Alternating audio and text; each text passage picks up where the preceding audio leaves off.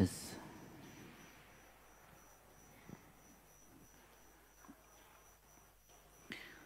Bismillahirrahmanirrahim. Assalamualaikum warahmatullahi wabarakatuh. Innal hamdalillah nahmaduhu wa nasta'inuhu wa nastaghfiruh wa na'udzu billahi min shururi anfusina wa min sayyiati a'malina. Man yahdihillahu fala mudilla lahu wa man yudlil fala hadiya lahu.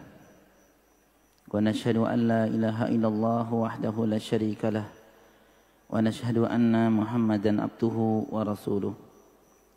Allahumma salli wa sallim wa barik ala Muhammadin wa ala ali Muhammad. Qala Allahu azza wa jalla: Ya ayyuhalladzina amanu taqullaha haqqa tuqatih wa la tamutunna illa wa antum muslimun. Ya ayyuhalladzina amanu taqullaha wa qulu qawlan sadida yuslih lakum a'malakum wa yaghfir lakum dhunubakum wa may yuti'illaha wa rasulahu faqad faza fawzan 'azima. Thumma amma ba'du, wa qala Rasulullah sallallahu alaihi wasallam: fa inna astaqal hadithi kitabullah wa khairul huda huda Muhammadin sallallahu alaihi wasallam wa syarrul umuri muhdatsatuha wa kullu muhdatsatin bid'ah wa kullu bid'atin dhalalah. Segala puji kita haturkan kehadirat Allah Subhanahu wa taala dengan selalu dan senantiasa mengucapkan alhamdulillahilladzi bi ni'matihi tatimmus shalihat. Segala puji bagi Allah Subhanahu wa taala yang dengan nikmat-nikmatnya Allah sempurnakan amal saleh. Di pagi yang mulia ini alhamdulillah kita diberikan kesempatan, kemudahan oleh Allah Subhanahu wa taala untuk bersama-sama melanjutkan tugas kita sebagai hamba Allah Subhanahu wa taala, melanjutkan jihad kita fi sabilillah. Melanjutkan jihad kita fi sabilillah, jihad di jalan Allah Subhanahu wa taala, yakni dengan melakukan satu di antara perintah Allah Subhanahu wa taala, yakni menuntut ilmu, di mana menuntut ilmu merupakan di antara satu ibadah yang agung di sisi Allah Subhanahu wa taala. Memiliki keutamaan salah satu ibadah yang mulia di sisi Allah Subhanahu wa taala. Dan ini termotivasi dengan firman Allah Subhanahu wa taala di surat Al-Imran ayat 133, di mana Allah Subhanahu wa taala berfirman: wasari'u ila maghfiratin min rabbikum wa jannatin arduhas samawati wal ard u'iddat lil muttaqin. Allah Subhanahu wa taala berfirman, wasari'u, dan persegeralah kalian, ila maghfiratin min rabbikum wa jannah, bersegeralah kalian kepada ampunan, mendapatkan ampunan dari Tuhanmu, itu Allah Subhanahu wa taala. Wa jannatin, dan kepada surga, arduha as-samawati wal ard, yang luasnya seluas langit dan bumi. Uiddat lil muttaqin, yang disediakan untuk orang-orang yang bertakwa. Dari ayat yang mulia ini, para jamaah sekali rahimakumullah, kita termotivasi, kita terpanggil bahwa memang Islam mengajarkan umatnya untuk memiliki semangat amal yang tinggi. Kemudian untuk selalu menyibukkan diri dengan sesuatu yang bermanfaat atau berpahala. Islam mengajarkan kepada kita untuk memperhatikan masalah-masalah yang penting. Begitu juga memiliki keutamaan yang agung. Dan salah satunya Islam mengajarkan agar kita menghadiri majelis ilmu. Menghadiri majelis ilmu. Di mana para jemaah sekalian rahimakumullah, ibadah yang agung ini yang sedang kita jalani pada saat ini itu bukan merupakan ibadah yang biasa-biasa saja. Ibadah thalabul ilmi, ibu-ibu rahimakumullah, bukan termasuk ibadah yang biasa-biasa saja. Ibadah yang ringan, bukan. Namun ibadah thalabul ilmi adalah ibadah yang agung. Merupakan ibadah yang agung. Dari mana sisi agungnya ibadah thalabul ini, ibu-ibu rahimakumullah? Di antaranya adalah Nabi kita Muhammad sallallahu alaihi wasallam selalu dan senantiasa, salah satu doa yang selalu dipanjatkan oleh beliau sallallahu alaihi wasallam adalah meminta ilmu yang bermanfaat. Dan tentu doa ini sudah kita rutinkan.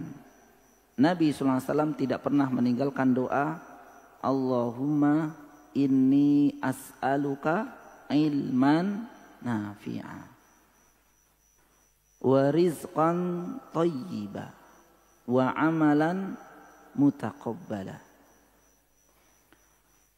Bagi kita yang sudah merutinkan doa ini merupakan doa yang agung yang selalu dibaca oleh Rasulullah sallallahu alaihi wasallam. Di mana doa ini salah satunya adalah meminta ilmu yang bermanfaat. Allahumma inni as'aluka ilman nafi'a. Oleh karena itu tidak mungkin Nabi sallallahu alaihi wasallam selalu meminta ilmu yang bermanfaat kecuali sesuatu yang diminta oleh Nabi SAW adalah sesuatu yang utama. Kecuali sesuatu yang selalu diminta oleh Rasulullah SAW adalah sesuatu yang agung. Baru kemudian Nabi meminta rizki. Baru kemudian Nabi meminta agar amalan diterima.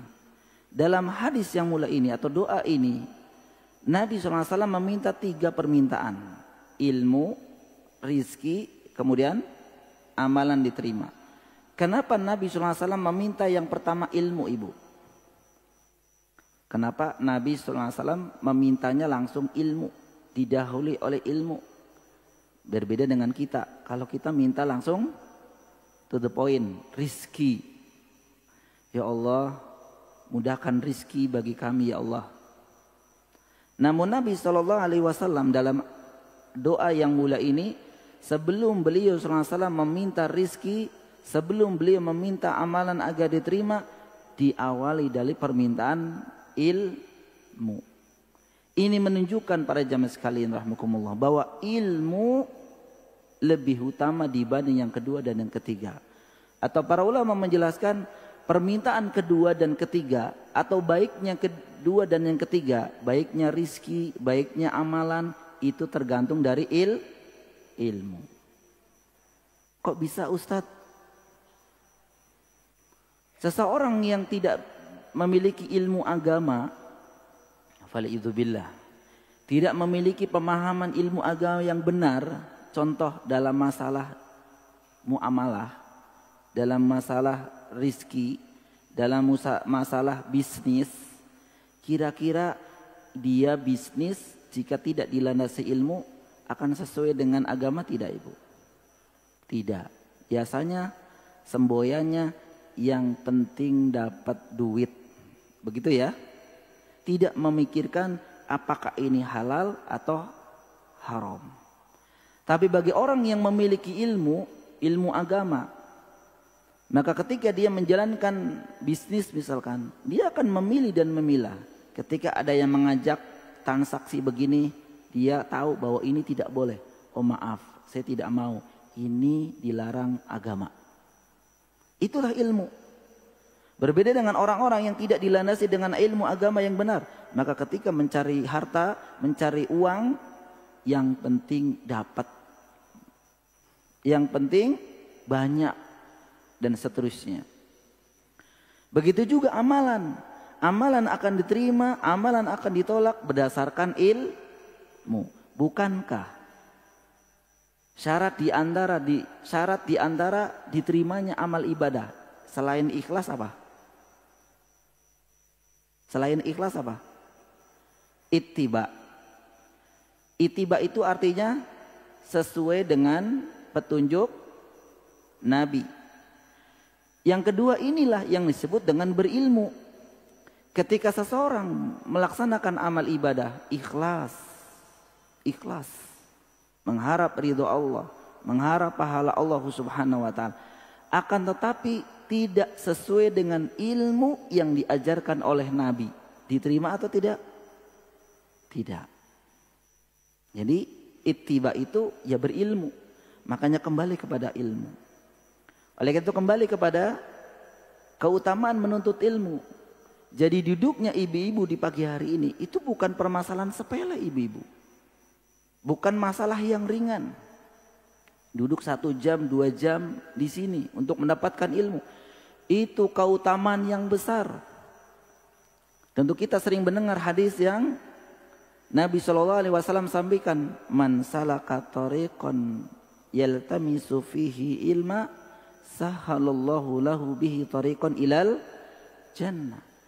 Kita ketika ditanya, ibu nanti di akhirat pengen masuk mana? Pasti dijawab ingin masuk surga. Salah satu jalan di antara jalan dimudahkan oleh Allah untuk mendapatkan surga adalah menuntut. Maka kita dengan mendapatkan ilmu itu bisa mendapatkan surga Allah subhanahu wa ta'ala. Jadi duduknya kita di tempat yang mulia ini bukan sekedar duduk. Merupakan perkara yang besar. Makanya misalkan ibu nanti pulang. Ketemu teman yang mungkin tidak biasa menghadiri majelis ilmu. Terus mereka cerita. Habis kumpulan beberapa teman mereka nggak ngaji itu, rujakan, cerita gitu, seneng banget. Ibu diceritain ada iri dalam hati. Aduh, ngerti gitu mas, saya nggak ngaji tadi ya, saya nggak ikut rujakan. Terbalik sebenarnya yang seharusnya iri mereka, kok kita yang malah, kan biasa begitu ibu ya. Jadi nggak khusyuk ngajinya. Kenapa?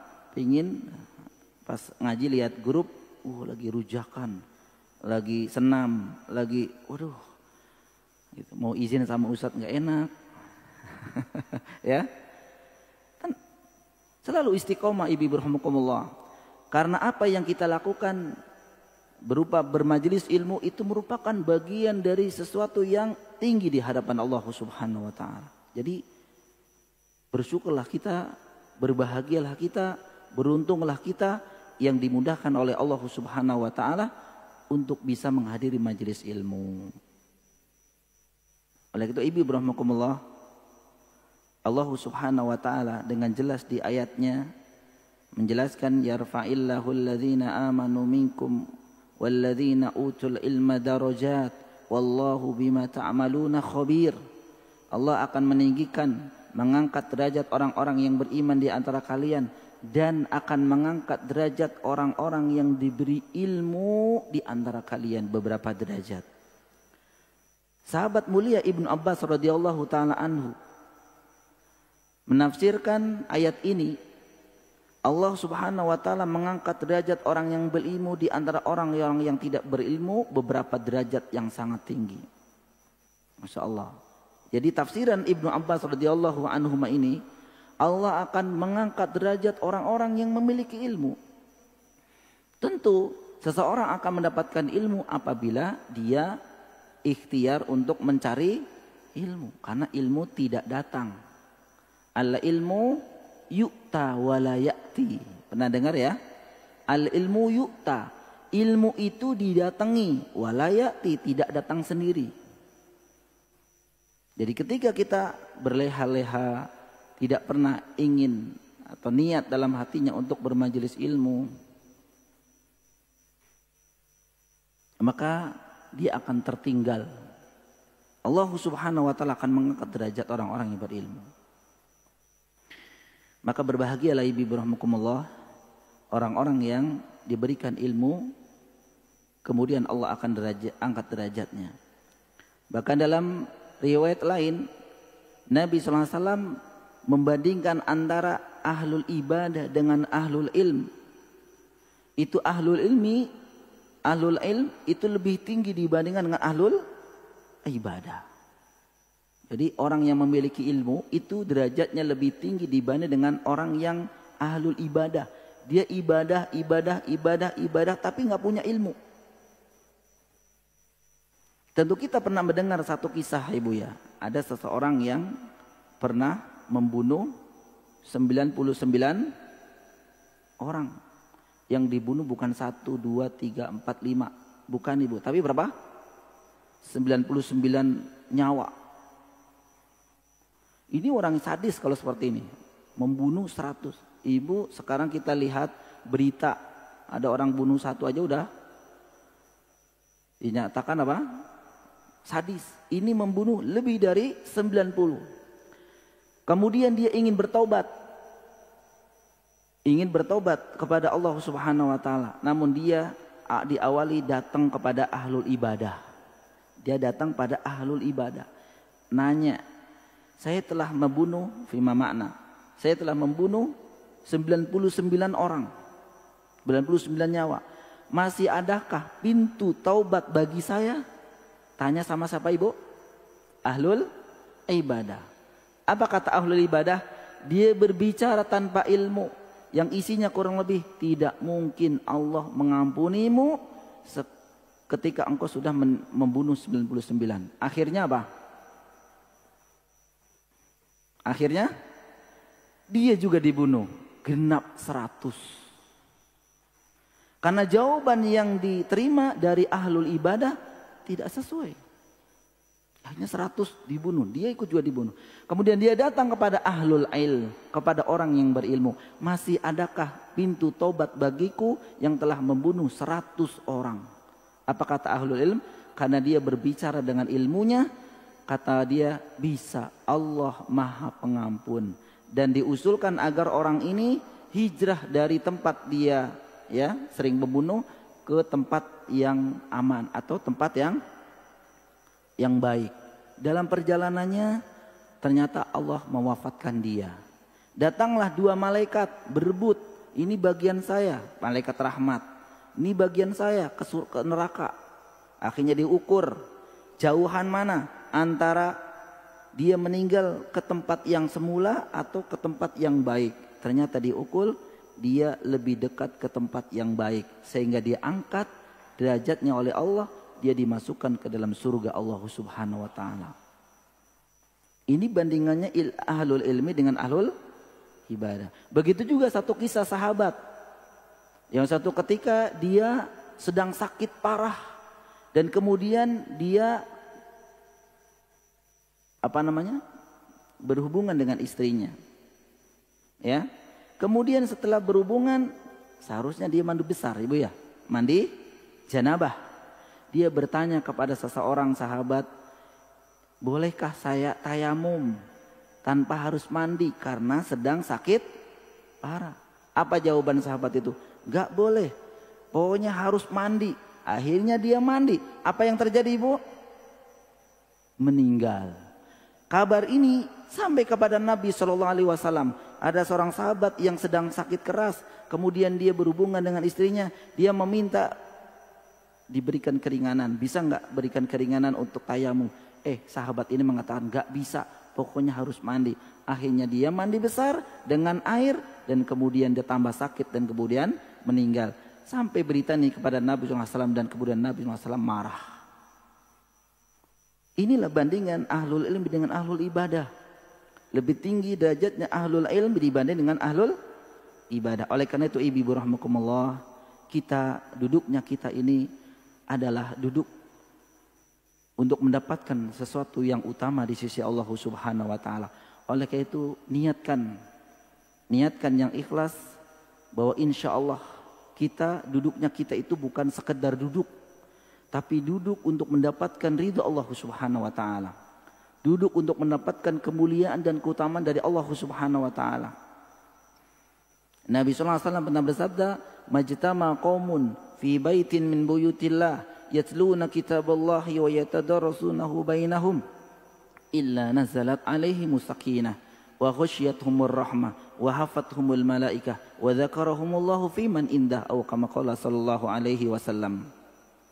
Majtama qaumun, tidaklah sekelompok orang mereka berkumpul fi baitin min buyutillah, di rumah di antara rumah-rumah Allah, ngumpul duduk di masjid. Rumah Allah kan masjid. Apa yang mereka lakukan? Bukan gerumpi, bukan sekedar ngobrol.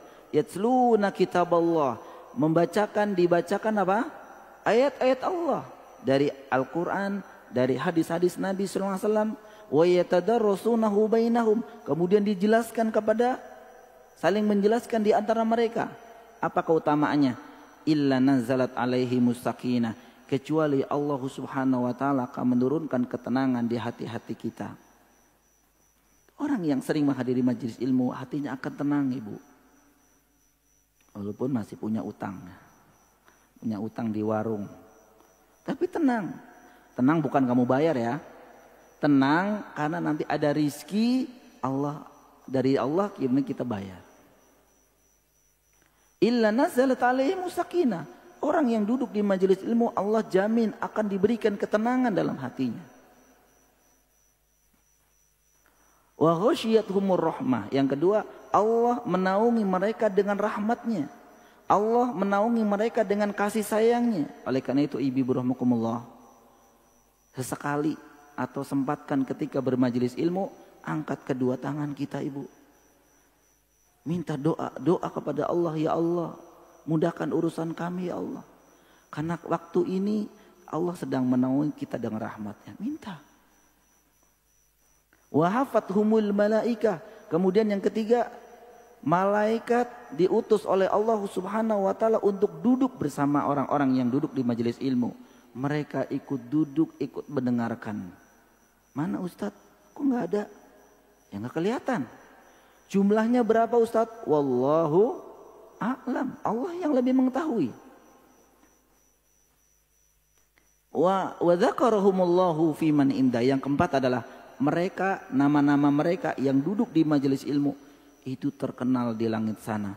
Allah sebutkan, Allah pamerkan di depan malaikat-malaikatnya. Si fulana, si fulan, si fulana, si fulan.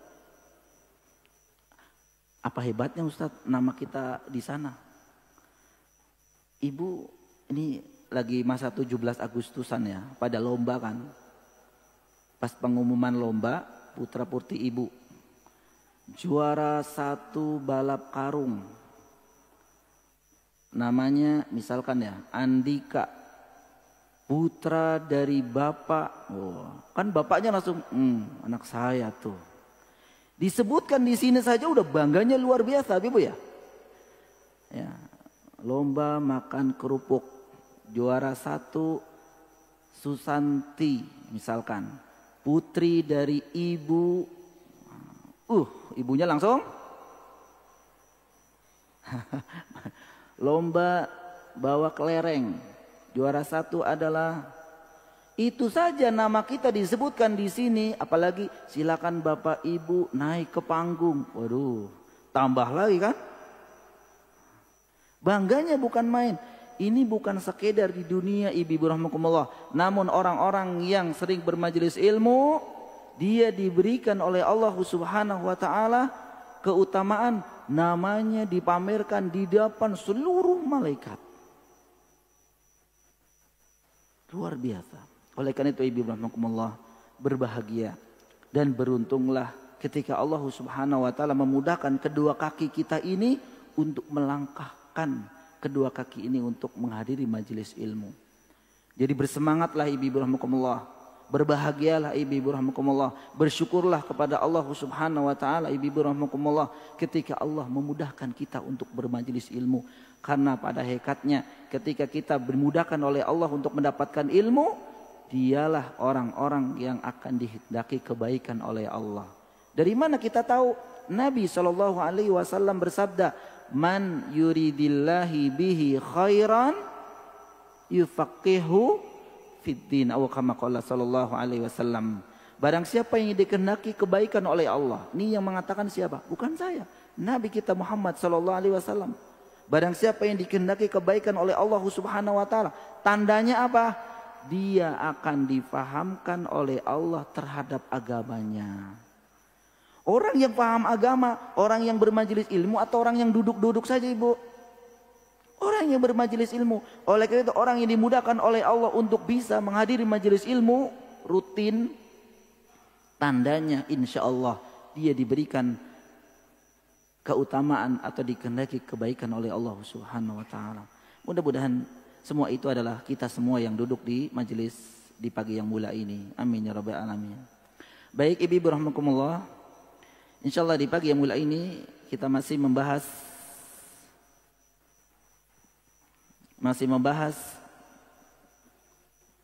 bab mengenai di bab 34 Ibu ya. Ini bab minal imani billah as-sabru ala aqdarillah. Yaitu bersabar akan takdir Allah merupakan bagian keimanan kepada Allah Subhanahu wa taala. Bersabar akan takdir Allah maksudnya bersabar akan musibah. Yang dimaksud takdir Allah di sini adalah takdir yang tidak disukai. Kalau takdir disebutkan ada dua, takdir yang baik dan takdir yang tidak baik. Dan iman kepada takdir baik kepada yang baik atau yang buruk itu merupakan salah satu dari rukun iman. Betul Ibu? Rukun iman keberapa? Keenam. Beriman kepada takdir Allah yang baik dan yang buruk merupakan salah satu dari arkanul iman, rukun di antara rukun-rukun iman. Maka judul dari bab ini minal imani billah, termasuk iman kepada Allah Ta'ala adalah as-sabru ala aqdarillah, yaitu ketika seseorang bersabar akan takdir Allah Subhanahu wa taala. Namun takdir yang dimaksud di sini adalah takdir yang tidak disukai atau takdir yang buruk. Telah disebutkan bahwa keutamaan sabar ibu-ibu rahimakumullah merupakan ibadah yang mulia. Sabar termasuk ibadah yang mulia. Oleh karena itu kita sering mengucapkan as-sabr, sabar. Itu jangan sekedar di lisan saja, namun justru dibuktikan dengan kelakuan, dengan jawarih, sabar. Maka dulu ada seorang sahabiyah, ya, sahabat perempuan Nabi SAW, yang ketika itu ditinggal orang yang dicintainya. Kalau tidak salah ditinggal oleh suaminya, meninggal. Kemudian bersedihlah si perempuan ini, si wanita ini. Sampai dia ketika suaminya atau orang yang telah dicintai meninggal itu dikuburkan, dia menunggu di kuburan. Jadi ibu-ibu menunggu di atas batu nisan, menangis. Suatu ketika Nabi SAW lewat. Nabi SAW lewat dan menyaksikan si wanita ini itu begitu sedihnya, meraung, ya, nangis. Ya, Nabi SAW mewasiatkan atau menasihatkan, isbiri, au fima makna, hendaklah engkau bersabar. Tapi wanita ini ketika disampaikan oleh Rasulullah SAW, sabar wahai wanita, sabar. Tapi si wanita ini tidak memperdulikannya. Bahkan mengatakan apa? kalau bahasa kita. Sabar, sabar gitu. Engkau nggak ngalamin sih yang saya alami ini. Gitu. Si wanita ini tidak tahu yang mengatakan sabar siapa? Rasulullah SAW. Kemudian Nabi SAW meninggalkan tempat itu dan ada seorang sahabat yang mengatakan atau mengingatkan, tahu nggak yang tadi bilang sabar adalah Nabi SAW. Langsung si wanita itu bergegas ke menemui Nabi SAW. Ya, intinya mungkin minta maaf. Apa yang dikatakan oleh Nabi SAW? Fima mana? Sabar itu terletak di benturan pertama. Jadi sabar itu ya pertama kali itu ketika mendengar sabar. Tapi tentu ibu rahmatullah, yang disebut sabar ketika ditinggal orang yang dicintainya bukan gak nangis. Berarti kalau orang gak nangis sabar banget ya Ustadz. Berarti orang yang ketinggalan orang yang dicintai nangis gak sabar. Oh tidak. Nabi SAW ketika ditinggal atau ditinggal oleh putranya meninggal, Ibrahim putra dari istri siapa ibu? Ibrahim yang ketika itu Nabi SAW memiliki anak laki-laki kan 3 ya. Siapa aja ibu? Abdullah, Qasim, Abdullah, kemudian Ibrahim. Jadi putranya 3, putrinya 4, 7. Salah satunya adalah Ibrahim, putra dari Nabi SAW dari istri Maria Al-Qibtiyah Al-Misriyah. Dari seorang istri namanya Maria Al-Qibtiyah Al-Misriyah. Jadi awalnya adalah seorang tawanan dari Mesir yang melahirkan Ibrahim. Ketika itu Allah mencabut nyawa Ibrahim, mewafatkan Ibrahim usia berapa?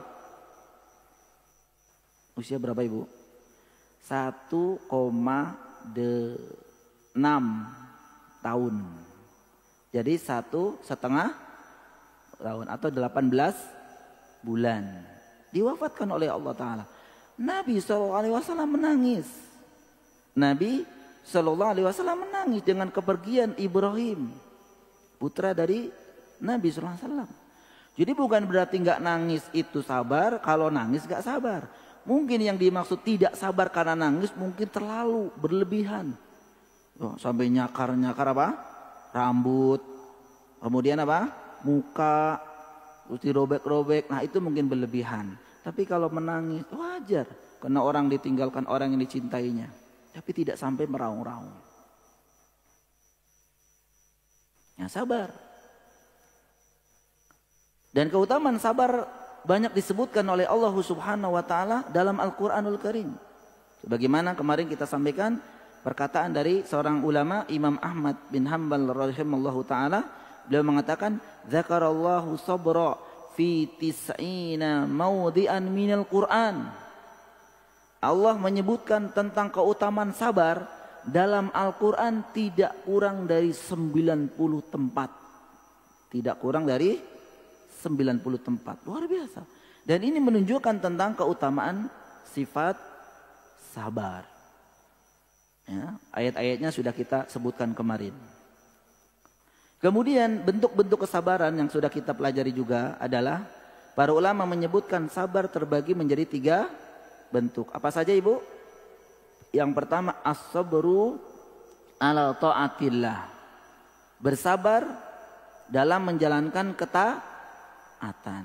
Yang kedua as-sabru an maksiatillah.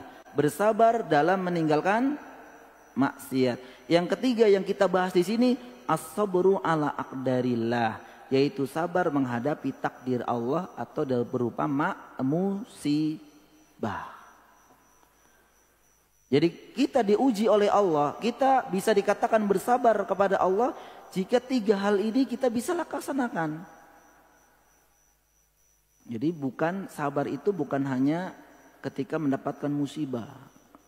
Tentu ya, ketika kita mendapatkan musibah itu dianjurkan untuk bersabar. Tapi ternyata bukan hanya itu ibu.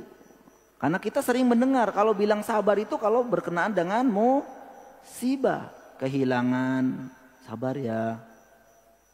Apalagi kemudian wafat saudaranya atau keluarganya, sabar ya. Sering kita dengar. Kemudian mungkin anaknya tidak diterima di sekolahan favorit. Ya kata dia, sabar ya. Apalagi Bu? Pokoknya kadang kita mendengar sabar hanya diperuntukkan kepada hal-hal yang tidak baik. Begitu Ibu ya? Pada musibah. Dan itu betul, betul memang. Namun ternyata ada dua di sana yang sering terlewat, bahkan tidak terlaksana, yaitu sabar dalam menjalankan perintah Allah, sabar dalam meninggalkan maksiat kepada Allah. Sabar dalam menjalankan ketaatan. Ya, itu ternyata harus sabar. Ketika kita bilang sama anak, ketika anak-anak kita belajar menghafal Quran, ya, menghafal matan-matan. Kemudian anak bilang, "Bu, lelah aku Bu," misalkan. "Capek Bu, susah ngapalin." Kita kadang langsung bilang, "Udah keluar aja lah, gak usah belajar." Gitu Bu ya, udah di sini aja nih, gitu kan. Atau misalkan di kampung, "Ya udah kamu tani aja udah, gak usah sekolah," gitu kan. Macul aja sana, nyangkul aja sana, udah nggak usah sekolah.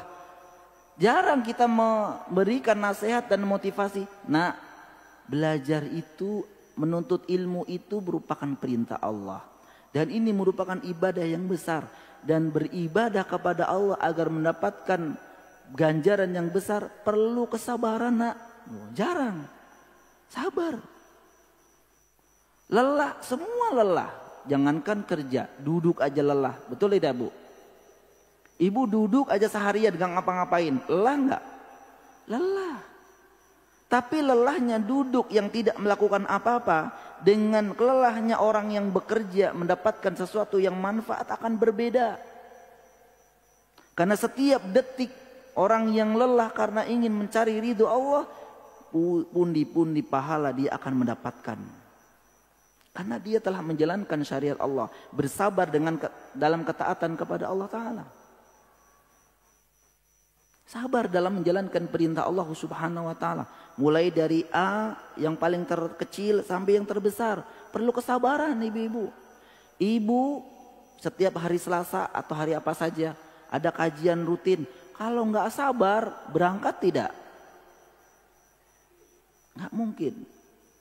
Tapi kalau kita beri kesabaran, penuh kesabaran, berangkat. Terus rutin. Apalagi kita mendapatkan pencerahan tadi, Nabi SAW, begitu juga para ulama menjelaskan tentang keutamaan menuntut ilmu. Tambah semangat lagi. Saya ingin mendapatkan kemuliaan dengan beribadah, melakukan amal soleh dengan thalabul ilmi. Dia semangat. Dan udah mengagendakan hari Senin ini kajian, hari Senin jam segini kajian. Masya Allah. Berbahagialah orang seperti ini. Sabar dalam ketaatan kepada Allah Subhanahu wa Ta'ala. Kemudian yang kedua juga sabar dalam meninggalkan maksiat. Dalam meninggalkan maksiat. Apa saja? Maksiat banyak banget Bu. Mulai dari tangan, lisan, mata, kaki. Kalau kita tidak sabar terus, ya. Makanya ada istilah begini, makanan yang paling enak tuh apa Bu? Bakso Ustadz? Bukan. Daging Ustadz? Enggak. Bakso onta Ustadz? Emang pernah makan bakso onta? Enak enggak? Pada sama aja sama kambing. Apa? Bukan. Bukan makanan yang itu. Ternyata makanan yang paling enak nih, sebagian ada yang mengatakan adalah makan daging bangke saudaranya. Katanya gitu. Enak banget. Coba lagi cerita, oh enak banget. Gitu kan? Ibu kalau makan paling 5 menit 10 menit. Kalau makan daging bantengnya 3 jam. Saking enaknya kan? 3 jam, kurang itu juga 5 jam kalau perlu. Ya, paling enak. Ini maksiat. Ini maksiat. Kalau kita tidak sabar terus. Tapi kalau sabar enggak. Ya, cegah dirinya untuk mendapatkan untuk bercerita atau menghibah. Sabar dalam meninggalkan maksiat. Pada hari ini Ibu Rahmatullah, terutama yang masih bermedsos ya, medsos, media sosial, baik Facebook, IG, apa saja itu berita-berita sekarang itu luar biasa. Setiap detik ada. Ini jari ibu, aku mah nggak ceritain Ustadz, aku mah nggak ceritain enggak, tapi jari ibu nulis. Kan sekarang bukan bahasa lisan, bahasa tulisan. Ini jari, ada berita apa? Komen. Berita apa? Komen. Komennya singkat, mampus lu. Nih.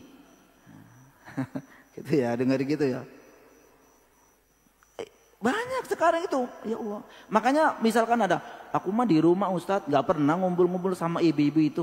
Tapi ibu duduk di rumah, di kasur misalkan, ngetik sama aja. Iya ya, ibu itu kemarin begini ya. Sama saja ini majelis ghibah WhatsApp gitu ya, walaupun di rumah masing-masing. Ini luar biasa Ibu Rahmatullah, fitnah dari media sosial sekarang begitu. Dan anehnya gitu, anehnya saya sering bilang gini, aneh orang suka nge-like tuh begini Ibu ya, dengan berita-berita yang belum jelas dibanding dengan berita dari Al-Quran yang jelas. Coba cek Ibu, banyakan mana orang yang nge-like, yang sering share tentang hadis, tentang ilmu, dibanding dengan berita-berita, banyakan mana? Yang berita itu kalau udah berita ditemukan, maaf ya, mayat meninggal di sini, nge-like itu sampai 5.000. Giliran apa tentang artikel apa cuma 1 yang like. Itu juga karena nggak enak lah, dia teman saya. Ya baca, bagus, ilmu kita dapatkan. Ini berita belum tentu benar. Toh kalau benar, manfaat nggak buat kita? Manfaat nggak buat kita? Mungkin manfaat Ustadz itu buat ini, ya mungkin manfaatnya sedikit. Tapi tentang ilmu agama, nge-share tentang ilmu agama, kita alihkan, nggak pernah dibaca, nggak pernah disimak. Sedangkan kita Ibu Rahmatullah, selain bermajelis ilmu di sini, untuk mendapatkan ilmu bisa dengan itu.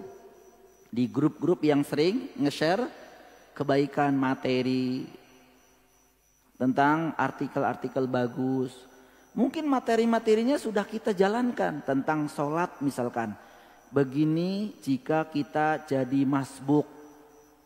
Ini kan sering kita lakukan ya, sering jadi masbuk. Bagaimana ya? Ini ceritakan kalau mendapatkan imam sedang ruku, rukulah misalkan. Ya sudah, berarti kita dapat ilmu. Ketika kita masbuk, imam sedang ruku, ruku. Jangan bilang antar imam sampai naik lagi. Akhirnya duduk berdiri aja gitu kan. Dan itu ada. Kalau mendapatkan imam sedang ruku, sedang sujud, si makmum itu berdiri terus menunggu imamnya bangkit lagi. Ternyata ya tahiyat. Ditunggu-tunggu ternyata tahiyat. Apa kata dia? Biarkan sampai salam dulu. Akhirnya apa? Hilang keutamaan mengikuti imam yang pertama. Ada banyak seperti ini Ibu Rahmatullah. Banyak tidak? Banyak ditungguin imam, biarkan naik lagi lah. Dikira itu rakaat kedua atau ketiga mau keempat. Ternyata ya duduk tahiyat akhir salam. Kata dia, tar aja lah nunggu salam saja. Akhirnya apa? Dia sholat sendirian. Berapa dapatnya? 1. Banyak. Tentang artikel-artikel yang bagus. Sabar membaca artikel-artikel yang bagus. Jangan kalau lagi scroll, ini tentang artikel lewat. Tapi kalau tentang berita dipantengin. Apalagi beritanya di sekitar kita. Ya, di sekitar kita. Misalkan berita apa di Mustika Jaya. Misalkan, ini daerah saya ini. Mau dicari gitu kan. Lihat sih. Makanya banyak orang pusing. Betul Bu ya? Banyak orang pusing katanya. Kenapa Bu pusing? Banyak berita kejadian. Ibu terlalu banyak mendengarkan, membaca berita-berita yang demikian. Coba kalau memperbanyak baca Al-Quran, memperbanyak membaca hadis-hadis Nabi, hati akan tenang. Hati akan tenang, ibu-ibu rahmatullah. Sabar dalam meninggalkan maksiat. Oh ternyata seperti iya ibu-ibu rahmatullah. Jadi sabar itu bukan hanya kalau ditinggal orang yang kita cintai, itu betul harus sabar. Tapi ada dua sabar yang harus kita praktekkan. Itu dalam ketaatan kepada Allah Subhanahu wa ta'ala. Ketika bersedekah, kalau nggak sabar nggak akan sedekah. Memiliki harta banyak dan kemudian terpanggil untuk menunaikan ibadah ke tanah suci, masih aja dipegang duitnya. Nanti kalau saya ke sana nanti habis duit saya. Kalau nggak sabar nggak akan berangkat ibu. Nantilah umur 50 tahun. 50 tahun, nanti 60 tahun. Nanti kalau udah pensiun, nanti Allah kasih sakit gimana? Aduh ya Allah nyesel saya dulu enggak. Akhirnya uang yang dikumpulin untuk berobat habis. Nah itu yang terjadi pada zaman sekarang rahmatullah. Gak sabar. Gak sabar kita untuk mendapatkan pujian dari Allah langsung, bukan pujian manusia.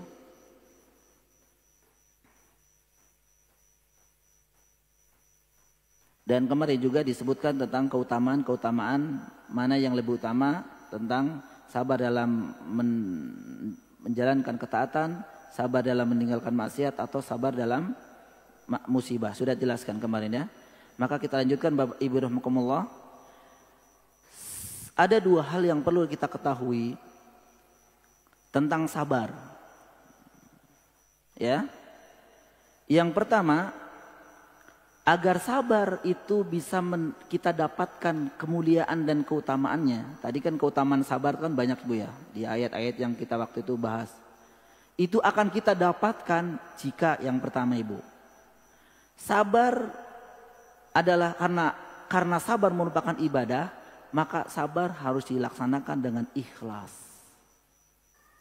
Sabar itu ternyata harus dilaksanakan dengan ikhlas. Bukan cuma aku sabar kok, sabar aku.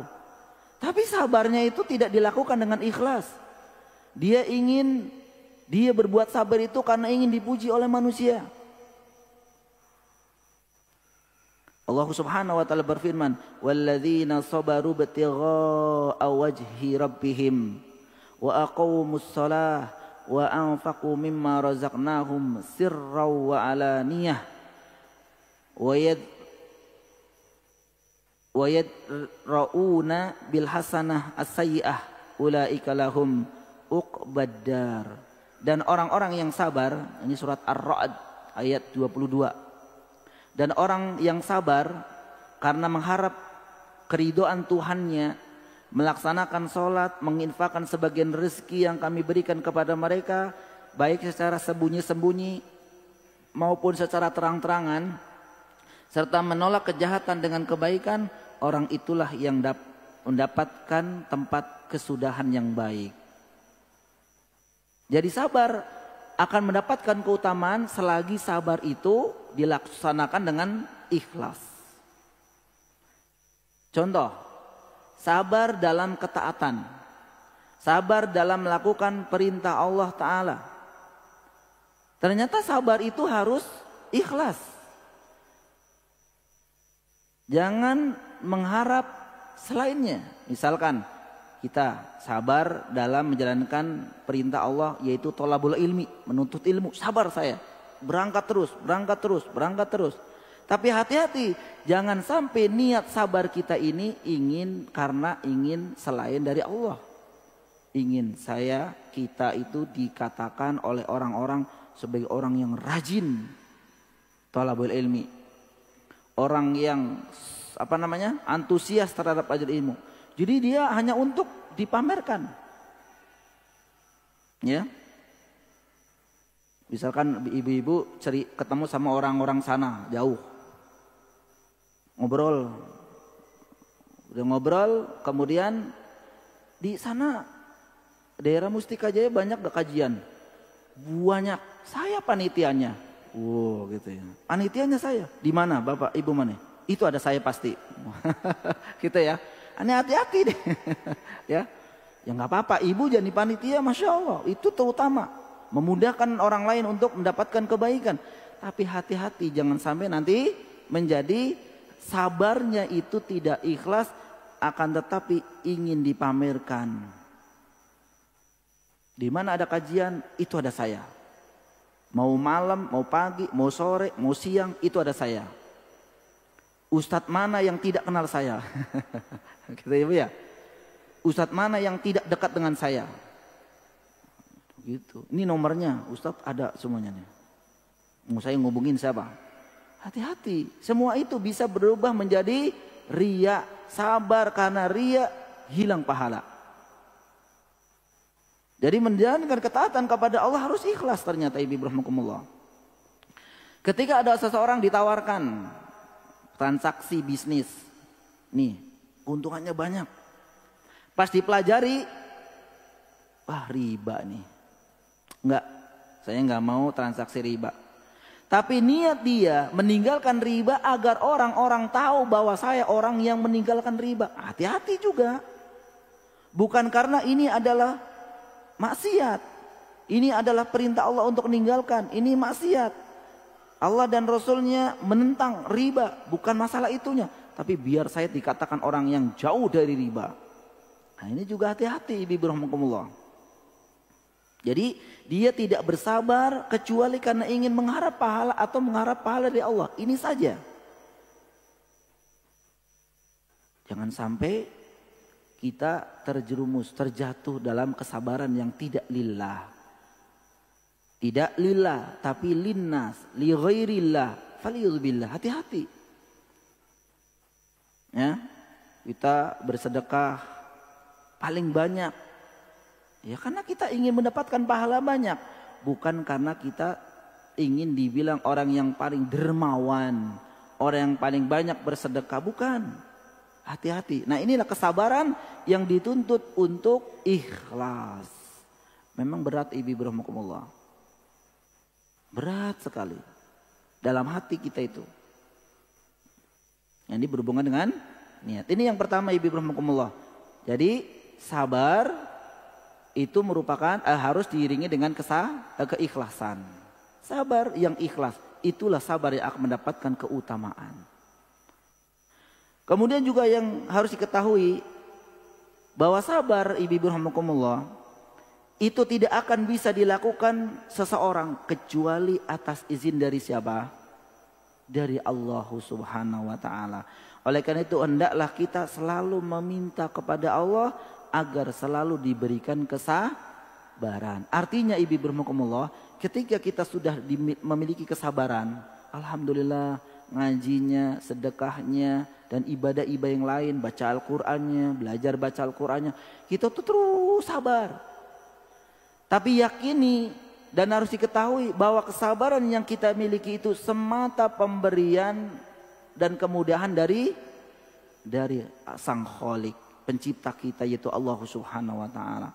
Ini pun hati-hati, jangan sampai nanti jadi bangga diri. Sepete ini gak ada yang sesabar saya. Wow, gitu ya. Sekomplek ini nih gak ada yang sabar kecuali saya. Tidak ada yang sesabar saya. Nah, hati-hati perasaan-perasaan seperti ini. Karena pada hakikatnya kesabaran yang kita miliki itu semua diberikan oleh Sang Maha Kuasa, itu Allah Subhanahu wa taala. Harus kita yakini, ibu. Wasbiru wa ma sabruka illallah wa la tahzan alaihim wa la taku fi dhaikin mimma yamkurun. Dan bersabarlah wahai Muhammad, dan kesabaranmu itu semata-mata dengan pertolongan Allah Subhanahu wa taala, dan janganlah engkau bersedih hati terhadap kekafiran mereka, dan jangan pula bersempit dada terhadap tipu daya yang mereka rencanakan. Tidak mungkin, ibu rahmakumullah, kita bersabar melangkahkan kaki kita untuk sholat subuh. Misalkan bapak-bapak nih, sholat subuh berjamaah di masjid. Udah gitu hari rintik-rintik hujan. Udah pagi hujan. Hujannya nggak besar, rintik-rintik. Alarm berbunyi, kring, bangun. Ternyata genteng kita bunyi, tek-tek, Pak, hujan. Entar gitu ya. Entar ternyata jam 8 baru bangun gitu ya. Kan begitu ceritanya kadang ya. Tapi orang yang sabar, bismillah, ambil air wudhu, lah keluar pakai payung. Semua itu siapa yang memberikan? Allah subhanahu wa ta'ala.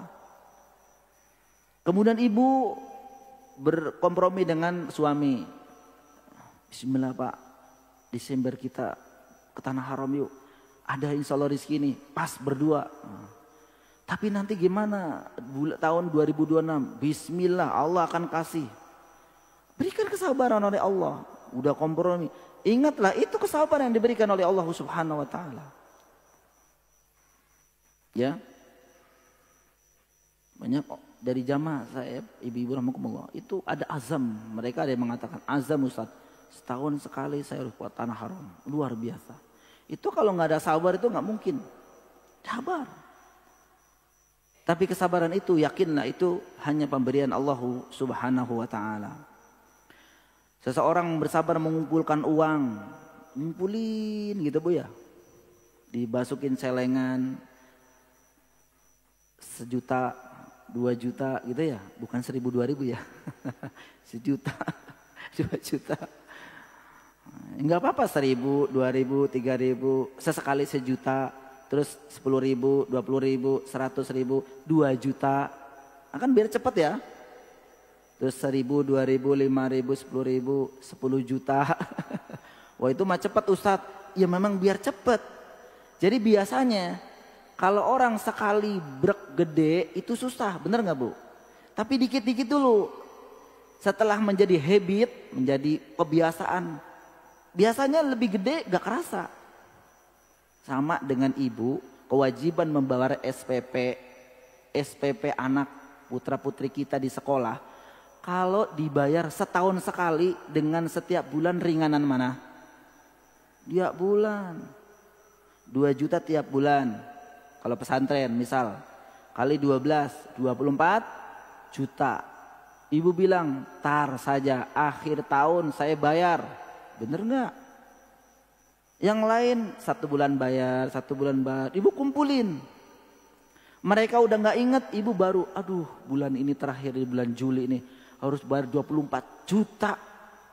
Berat ibu rahmatullah. Tapi orang yang sedikit demi sedikit lama-lama terbiasa, besar pun terbiasa lagi. Insya Allah, bismillah. Pas keluar dibuka celengannya, ada berapa? 150 juta. Wah bisa berangkat 5 orang nih. Sabar. Semua itu siapa yang ngasih? Allah Ta'ala.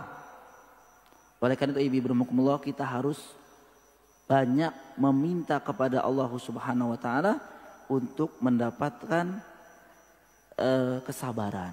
Jadi itu yang harus kita ketahui. Yang pertama ibu rahmatullah, ketika sabar ingin mendapatkan kebahagiaan, kemuliaan, keutamaan yang Allah janjikan, maka harus dilakukan kesabaran itu dengan ikhlas. Berusaha ibu semua termasuk saya berusaha ikhlas. Kalau ada sedikit ada apa namanya yang menggoda gitu ya, bismillah tinggalkan yang menggoda agar tidak ikhlas. Kemudian yang kedua, yakinilah, jangan sombong ketika kita diberikan kemudahan oleh Allah untuk dapat sering taat kepada Allah, dimudahkan untuk meninggalkan maksiat dengan mudah. Kemudian juga ketika kita diberikan ujian oleh Allah berupa musibah, kita pun sabar. Semua itu semua semata dari Allah subhanahu wa ta'ala. Jangan menyombongkan diri bahwa saya adalah orang yang paling hebat, orang yang paling sabar. Bukan. Semua fadlu min rabbi, keutamaan dari Allah subhanahu wa ta'ala. Baik ibu rahmatullah, maka muallif rahmatullah membawakan beberapa dalil. Masuk dalil yang pertama, yaitu disebutkan oleh muallif rahimahullah ta'ala adalah surat At-Taghabun di buku ibu ya, surat At-Taghabun ayat 11, di mana Allah subhanahu wa ta'ala berfirman, wa may yu'min billahi yahdi qalbah wallahu bikulli syai'in alim. Dan barang siapa yang beriman kepada Allah subhanahu wa ta'ala, niscaya Allah akan memberikan petunjuk kepada hatinya, dan Allah Maha mengetahui segala sesuatu. Dalil yang pertama yang disebutkan oleh penulis dalam kitab Tauhid ini, yakni surat At-Taghabun ayat 11. Wa may yu'min billahi yahdi qalbah wallahu bikulli syai'in alim. Dan barang siapa yang beriman kepada Allah, niscaya Allah akan memberikan petunjuk kepada hatinya, dan Allah Maha mengetahui segala sesuatu. Penjelasan dari ayat yang mula ini, bahwa ketahuilah ibu rahmakumullah, ayat ini sebenarnya masih berhubungan dengan ayat sebelumnya. Jadi kalau di sini kayaknya kok nggak nyambung dengan kesabaran Ustadz gitu ya. Namun ternyata ayat ini adalah sambungan dari lafadz ayat sebelumnya. Yang di mana Allah Subhanahu wa taala berfirman, ma asaba mim musibatin illa bi idznillah. Nah, dari ayat sebelumnya, lafadz ayat sebelumnya bunyinya wa ma asaba mim musibatin illa bi idznillah. Kemudian baru beliau rahimahullah taala menyebutkan wa may yu'min billahi yahdi qalbah wallahu bikulli syai'in alim. Tidak ada sesuatu musibah yang menimpa seseorang kecuali izin dari Allah.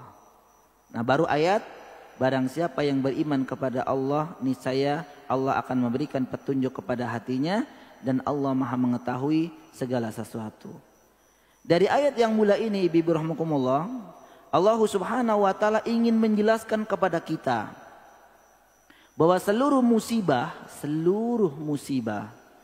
itu akan terjadi atas izin dari Allah.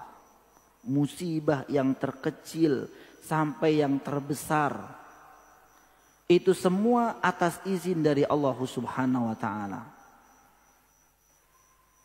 Kok Allah mengizinkan sesuatu yang gak baik sih Ustadz? Begitu ya? Kan musibah sesuatu yang tidak disukai, betul Bu?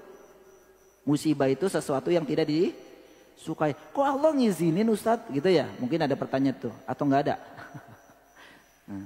Nggak ada Ustadz. Nggak sama. Ini ada pertanyaan. Allah kok mengizinkan sesuatu yang gak baik untuk hambanya sih Ustadz? Gitu ya? Jadi kita perlu diketahui ibu rahmakumullah, izin di sini Allah mengizinkan tentang musibah yang terjadi, itu izin di sini namanya izin kauni. Izin kauni. Jadi ibu rahmakumullah, izin Allah atau iradatullah, iradah keinginan, kehendak, izin Allah itu dibagi menjadi dua. Ini perlu diketahui, ini bagian dari tauhid. Yang pertama adalah al-idhnu asy-syar'i. Izin syar'i. Syar'iyah. Izin syar'i.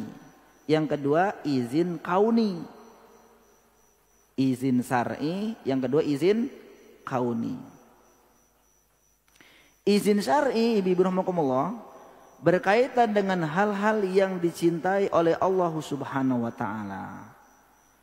Jadi kalau Allah mengizinkan sesuatu yang baik-baik yang Allah cintai, itu namanya izin syar'i. Contohnya sebagaimana firman Allah Subhanahu wa taala di surat Yunus ayat 59.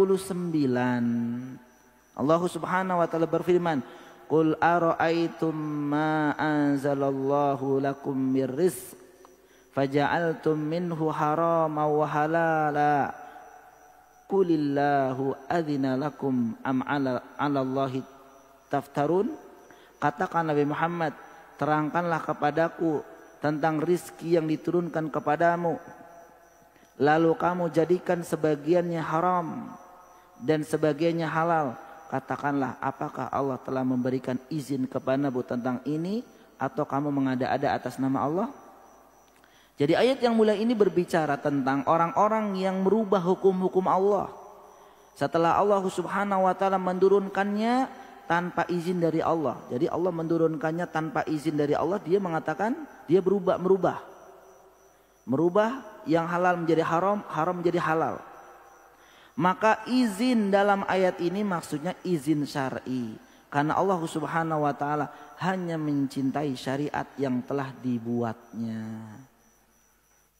Jadi ketika kita diberikan kemudahan oleh Allah dalam bermajelis ilmu, dalam melakukan ibadah, berarti Allah mengizinkan kita sesuatu yang baik kepada kita, sesuatu yang Allah cintai, ini izinnya izin syar'i. Ibu jadi orang yang sukses. Anak-anak ibu semuanya sukses dunia dan akhirat. Itu merupakan izin syar'i dari Allah Subhanahu wa taala. Nah, yang kedua izin kauni. Izin kauni itu bisa berupa hal yang dicintai oleh Allah, bisa pula hal yang tidak dicintai oleh Allah. Jadi kalau izin kauni ibu bisa berupa hal yang Allah cintai, bisa juga sesuatu yang Allah tidak cintai. Contoh sederhananya, Allah Subhanahu wa taala menciptakan iblis. Allah menciptakan setan. Betul nggak Bu? Allah menciptakan iblis. Kita katakan atau kita tahu iblis itu buruk. Buruk apa baik? Bagi kita buruk. Benar nggak Bu? Kenapa sih Ustadz harus ada iblis gitu ya? Kenapa sih harus ada setan gitu ya? Coba kalau nggak ada setan Ustadz, kita kan taat gitu ya. Tapi ada kok diciptakan iblis oleh Allah Subhanahu wa taala. Hal yang buruk yang diciptakan oleh Allah Subhanahu wa taala. Akan tetapi ini Bu nih, asalnya iblis tercipta atas izin dan kehendak siapa? Allah. Jadi adanya iblis awalnya itu juga tercipta atas izin Allah. Maka inilah yang disebut dengan izin kauni. Allah mengizinkan sesuatu yang memang buruk, tidak disukai oleh Allah, tapi di balik penciptaannya, di balik izin Allah, izin kauni ini ada hikmah atau kehendak Allah Subhanahu wa taala yang baik. Kok bisa Ustadz? Nah, disebutkan dalam sebuah ayat surat Al-Hijr ayat 36 sampai 41. Saya bacakan artinya ya. Ya iblis berkata, "Ya Tuhanku, kalau begitu maka berikanlah penangguhan kepadaku sampai hari manusia dibangkitkan." Allah berfirman, "Baiklah, maka sesungguhnya kamu ya iblis termasuk orang yang diberi penangguhan sampai hari yang telah ditentukan itu hari kiamat." Iblis berkata, "Tuhanku, Allah, oleh karena engkau telah memberikan atau telah memutuskan aku itu sesat, aku pasti akan jadikan kejahatan terasa indah bagi mereka di bumi. Dan aku akan menyesatkan mereka semua kecuali hamba-hambamu yang terpilih di antara mereka." Dan Allah berfirman, "Ini adalah jalan yang lurus menuju kepadaku." Iblis itu telah diberikan penangguhan hidup sampai kapan Bu? Hari kiamat. Oleh karena itu setelah diberikan penangguhan, nah setelah iblis dikeluarkan oleh Allah dari surga dan dinyatakan iblis itu rojim, terkutuk, sesat, maka dia berkata kepada Tuhan, pada Allah, "Karena engkau ya Allah telah memutuskan aku sesat, maka aku pun akan menyesatkan golongan manusia." Artinya ingin mengajak manusia masuk neraka. Tapi kecuali hamba-hambamu yang terpilih. Kecuali hamba-hambamu yang terpilih. Nah, jadi intinya ayat-ayat ini Bismillahirrahmanirrahim, Allah mengizinkan untuk menciptakan iblis, ya, menciptakan iblis. Ada hikmah di sana bahwa iblis itu akan menjerumuskan ke neraka. Kita sebagai manusia yang diberikan akal sehat, ayo mau neraka apa surga? Akhirnya apa? Oh jangan, kita memilih surga. Berarti hikmahnya demikian Ibnullah. Kita itu apa? Diberikan akal sehat untuk mendapatkan surga. Gara-gara iblis. Gara-gara iblis yang mengajak kepada. Intinya Ibnullah, ayat-ayat yang dibacakan oleh beliau rahmatullah ini menunjukkan segala musibah yang terjadi atas izin dan kehendak Allah Subhanahu wa taala maka seseorang harus sadar bahwa setiap musibah itu adalah diizinkan oleh Allah, bahkan telah tercatat di Lauhul Mahfuz. Nah, ini birahmakumullah. Jadi disebutkan juga dalam ayat yang lain di surat Rum ayat 41, Zuharul fasadu fil barri wal bahri bima kasabat aydin nas liyudhiqahum ba'dalladzi amilu la'allahum yarji'un. Telah nampak kerusakan di daratan, di lautan disebabkan karena perbuatan tangan manusia. Allah menghendaki agar mereka merasakan sebagian akibat dari perbuatan mereka, agar mereka kembali ke jalan yang benar. Nah ini, ketika ada musibah, ya Bu ya, dan itu terjadi karena tangan siapa? Tangan-tangan manusia. Sebabnya karena mereka juga, karena maksiat, karena ini. Tapi semua musibah itu sebenarnya ketika terjadi atas izin siapa? Izin Allah Subhanahu wa Ta'ala. Kita menanyakan, coba kalau Allah tidak mengizinkan, tidak ada apa? Tidak ada musibah ya Ustadz. Justru Allah mengizinkan kau nih ini, justru Allah mengizinkan adanya musibah itu biar mereka itu sadar. Biar mereka sadar bahwa apa yang terjadi berupa musibah itu walaupun izin dari Allah, biar menyadarkan manusia, oh kalau kita berbuat seperti ini akan begini, akan berbuat seperti ini akan begini, dan seterusnya. Walaupun itu tidak disukai oleh manusia, namun Allah mengizinkan. Di balik itu semua ada hikmah. Karena pada hakikatnya Allah tidak mencintai kerusakan, ibu rahmakumullah. Wallahu la yuhibbul fasad. Dan Allah tidak menyukai kerusakan. Akan tetapi Allah Subhanahu wa Ta'ala menyebutkan dalam ayat ini bahwa di balik Allah Subhanahu wa Ta'ala menjadikan kerusakan yang terjadi, maka di situ Allah Subhanahu wa Ta'ala mencintai hal-hal yang lain, yaitu apa? Agar orang-orang sadar, agar orang-orang bicara taubat, agar menjadi orang-orang kembali kepada Allah Subhanahu wa Ta'ala. Jadi di balik sesuatu yang Allah izinkan berupa sesuatu yang Allah tidak cintai, maka di balik itu Allah menyiapkan sesuatu yang Allah cintai agar mereka itu sadar, taubat. Contoh banjir, ya. Ternyata banyak orang membuang sampah sembarangan, buang. Ketika hujan deras, banjir. Ternyata diteliti ada mampet di tempat tertentu yang ini penyebabnya adalah sampah yang menumpuk. Sehingga apa? Orang-orang sadar, ini sampah dari mana? Oh ternyata dari Pondok Timur Indah 2. Misal gitu ya. Akhirnya apa? Semua RT menggerakkan, RW menggerakkan, tidak boleh membuang sampah sembarangan. Siapa yang membuang sampah sembarangan denda 500.000. Wah kan? Jadi apa? Endingnya ada sesuatu yang baik. Walaupun Allah mengizinkan sesuatu yang tadi tidak baik, tapi untuk menyadarkan manusia yang kemudian berubah menjadi sesuatu yang baik. Nah inilah ada dua iradah Allah Subhanahu wa Ta'ala, yaitu berupa apa? Iradah yang syar'i, ada iradah kauni. Ya, ada iradah kauni. Dan ketika Allah Subhanahu wa Ta'ala memberikan musibah, ya, itu termasuk iradah kauni. Walaupun Allah mengizinkan kita sakit, kan sakit enggak kita suka ibu ya? Apa ibu suka sakit? Enggak lah Ustadz. Ya. Tapi ada yang bilang lebih baik sakit gigi kata gitu. Oh berarti ibu pengen sakit gitu ya? Enggak. Ya. Sakit menyakitkan. Tapi kok Allah ridho Ustadz? Ada hikmah di balik itu semua. Orang yang sakit biasanya dengan mudah berdoa kepada Allah. Begitu bukan ibu?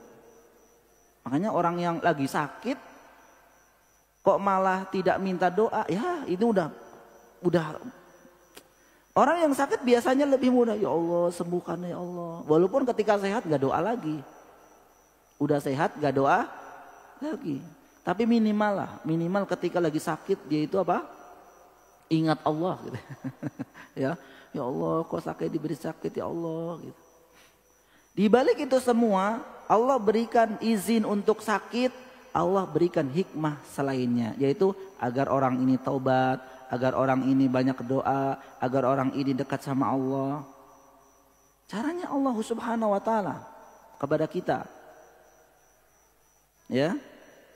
Allah berikan miskin kita. Akhirnya Allah berikan mungkin harta kita tidak sebanyak teman-teman kita. Teman-teman kita tuh enak banget ya. Beli apa itu enak. Kita kok segini aja Ustadz dari dulu. Ya mungkin kita tidak sukai. Kita pengennya ya banyak duit, banyak harta. Tapi Allah takdirkan kita tidak suka. Tapi yakinlah ibu-ibu rahimakumullah, sesuatu yang diberikan oleh Allah Subhanahu wa taala pasti ada hikmahnya. Kalau lagi nggak punya ini kan kita enak, mau ninggalin rumah enak Bu ya. Ayo ngaji, tinggal gembok aja kunci lari. Coba kalau yang banyak duit Bu, ngaji ya lama nggak? Dari jam berapa sampai jam berapa? Biasanya berapa jam? Dia kayaknya ngitung-ngitungan. Takut rumahnya ada yang datang gitu ya Bu ya. Itu orang yang banyak uang biasanya gitu. Banyak urusan, banyak pekerjaan. Banyak demikian. Tapi kita diberikan biasa-biasa saja, enak mudah. Mau ngaji sini, mau datang ke sini. Enak, tenang. Gak ada kekhawatiran dalam hati. Aduh jangan-jangan motor saya diambil orang. Jangan-jangan. Kayak kemarin lah Ibu. Ibu khawatir nggak rekeningnya diblokir? Tapi yang nggak punya rekening enak banget Bu. Bener nggak? Iya, yang nggak punya rekening gini kan cerita. Gimana rekeningnya? Aku nggak punya. Oh, Ibu baru bilang enak kamu nggak punya rekening. Itu baru bilang begitu. Tapi kemarin mah nggak punya rekening ya. Orang yang nggak punya rekening di bank, aduh, tenangnya luar biasa nih Bu, adem. Ibu yang punya ATM 1, 2, 3, 4, 5, 6, 7, 8, 9, 10, bingung, dicek tiap saat. Ini dicek, ini dicek, ini dicek, ini dicek, dicek. Nggak berapa menit lagi, dicek lagi, cek lagi, cek lagi. Ada berita lagi, cek lagi, cek lagi, cek. Ngecekin terus. Ini ATM 1 ada 10.000. ATM 2 nggak apa-apa lah 10.000 diblokir lah gitu Ibu ya. Ini ada 100.000, ini ada 200.000. Kebanyakan rekening. Jadi Ibu bingung. Orang yang nggak punya rekening santai Bu, lap nyenyak tidurnya. Masya Allah. Hikmah enggak itu? Hikmah dari Allah Subhanahu wa taala. Hikmah dari Allah Subhanahu wa taala. Tenang nyenyak.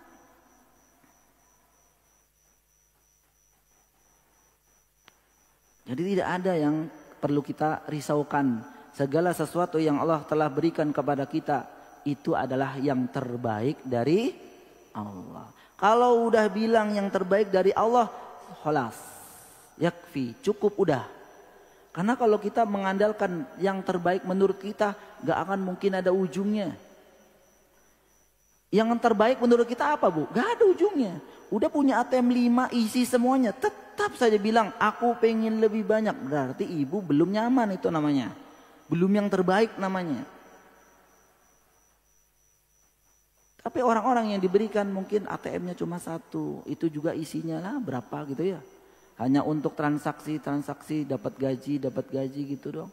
Tapi nyaman 1 itu.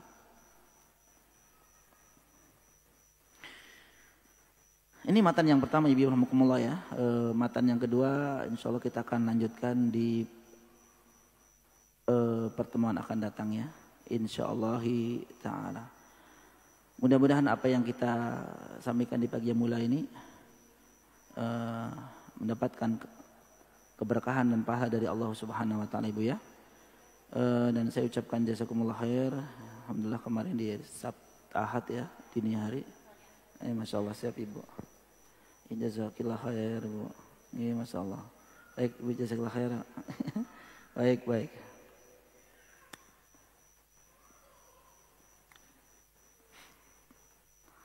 Iya, mudah-mudahan apa yang kita sampaikan di pagi yang mulia ini bismillahirrahmanirrahim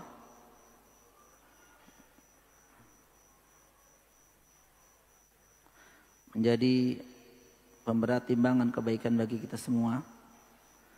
Dan sabarnya kita duduk di majelis ilmu ini mudah-mudahan menjadi wasilah kita mendapatkan surga Allah Subhanahu wa taala. Amin ya rabbal alamin. Ada satu pertanyaan. Assalamualaikum warahmatullahi wabarakatuh. Waalaikumsalam warahmatullahi. Apakah ada sholat taubat? Jawabnya ada. Ada. Dalam sebuah hadis yang diriwayatkan Imam Ahmad, Imam Abu Dawud, Imam Turmudi yang disahihkan oleh Syekh Al-Albani rahimahullah ta'ala. Rasul kita Muhammad SAW bersabda, "Ma min rajulin yudnibu dzanban thumma yaqumu fayatatahharu thumma yusalli thumma yastaghfirullaha illa ghafaralah."